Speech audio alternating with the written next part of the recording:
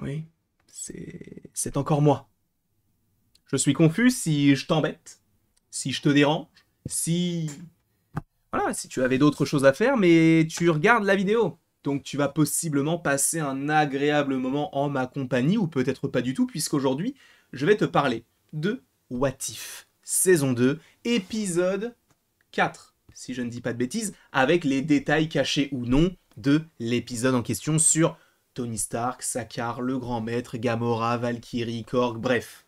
Un petit Blooby-Boulga qui n'était pas si mauvais. N'hésitez pas, si vous en avez envie, à aller voir la vidéo critique qui est déjà sur la chaîne YouTube depuis maintenant quelques semaines. Mais il va falloir que nous parlions d'une certaine chose et des spoilers, d'accord? Puisque je vais t'évoquer l'épisode 4, j'entends que certaines personnes se disent « En vrai, le spoil sur What If, oh je m'en branle !» Je l'entends. Et je le comprendrai, donc c'est pourquoi, quand même, attention, spoiler, mais bon, il n'y a pas tant à spoiler que ça, puisque dans un premier temps, la première chose que je voulais vous dire, c'est le premier détail, pour ceux qui ne le sauraient pas.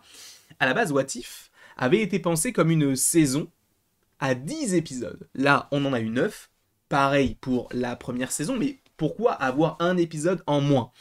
Eh bien, tout simplement par rapport au Covid. Il est vrai que What If devait sortir à une certaine date, donc en 2021, si je ne dis pas de bêtises, et ça a quand même pas mal changé certaines choses, le Covid, qui a fait que ils ont pris du retard sur certains épisodes, à tel point que l'un des épisodes de la saison 1 a été décalé à la saison 2, et l'un des épisodes de la saison 2 a été décalé à la saison 3.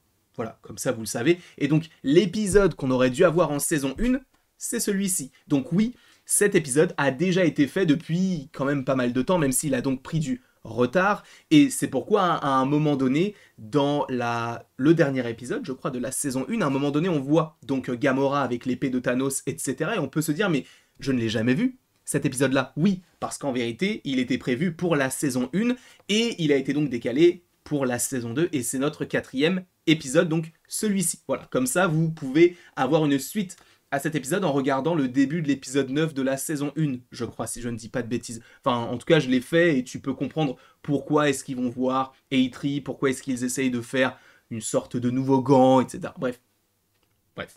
Nous avons donc les deux petits personnages qui sont donc des personnages qu'on aurait dû voir en saison 1.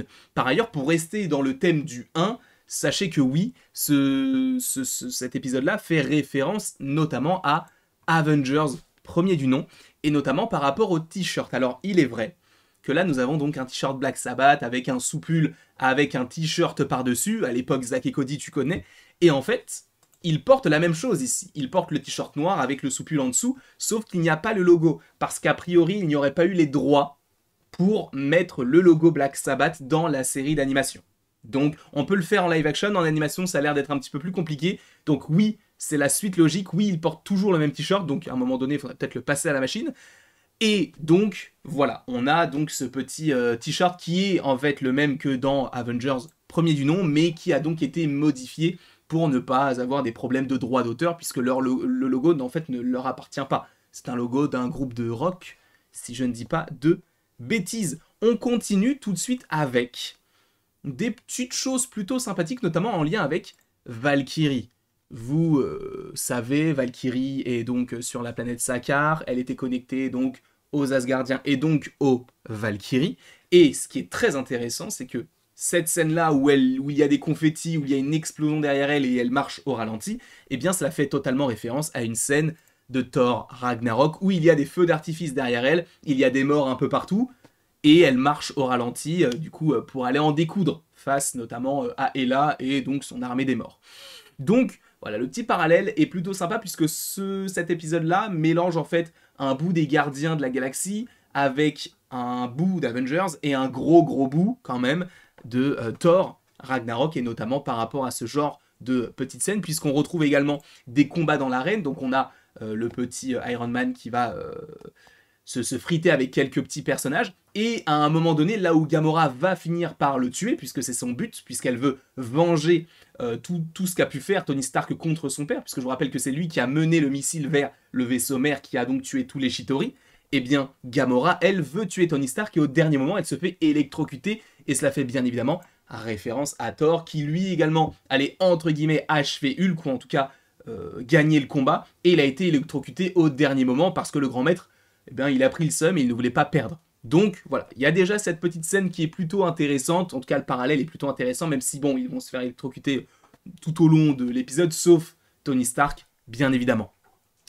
Ce qu'il faut également rappeler, c'est Korg. Korg qui est à nouveau doublé par Taika Waititi. Il y a plusieurs choses possiblement intéressantes en lien aussi avec Thor Ragnarok. Pourquoi? Parce que, eh bien, Korg, lui, a dit « Oui, je n'ai pas voté pour lui », en parlant du grand maître. On peut se dire « D'accord, c'est tout, c'est juste une phrase ». Sauf que dans Thor Ragnarok, lui-même est instigateur, je ne sais pas. En gros, c'est lui qui démarre la révolution, comme il l'appelle, avec donc sa mère et son beau-père.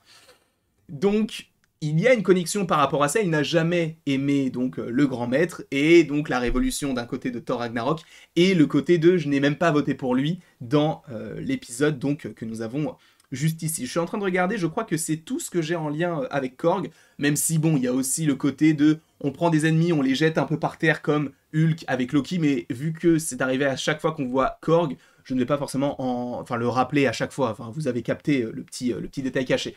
Sachant que là on va partir assez loin puisque vous vous souvenez donc sur l'emblème, en tout cas la maison en tout cas pas la reine, mais je pense que c'est peut-être la maison du grand maître, je ne sais pas, eh bien on a plusieurs têtes de gladiateurs, donc on retrouve, je crois qu'à un moment donné on pouvait supposer qu'il y avait Arès, à un moment donné il y avait Hulk, qui était en train d'être construit je crois dans Thor Ragnarok, mais celui de tout en dessous, certaines personnes disent que c'est Khonshu, donc le dieu des voyageurs, si je ne dis pas de bêtises, le dieu de la lune en gros, et donc qui est en lien évidemment avec Moon Knight. Je ne suis pas de cet avis. À mon sens, ce n'est pas du tout Khonshu, c'est tout simplement Man-Thing, qu'on a vu en plus dans Werewolf by Night. Je pense que c'est lui parce qu'en fait, quand tu le regardes en live action, c'est totalement Man-Thing. Tu reconnais un petit peu ses petites tentacules, si j'ose dire. Donc, à mon sens, ce personnage n'est autre que Man-Thing.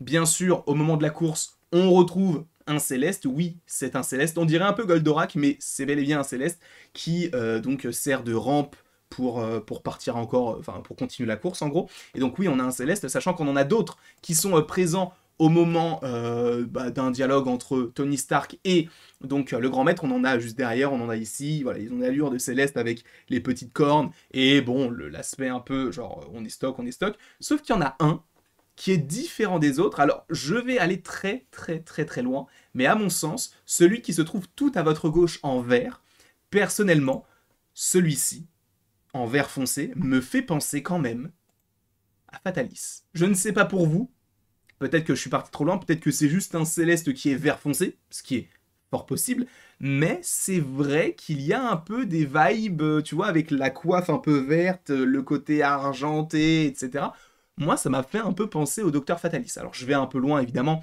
puisque Fatalis n'est jamais allé là-dedans, mais en même temps, dans le MCU, des fois, on trouve des détails cachés, des easter eggs qui ne sont pas du tout en lien avec l'univers dans lequel on est actuellement. Donc, pour le coup, je trouverais ça osé qu'ils aient fait ça, mais c'est un peu tiré par les cheveux, je l'entends.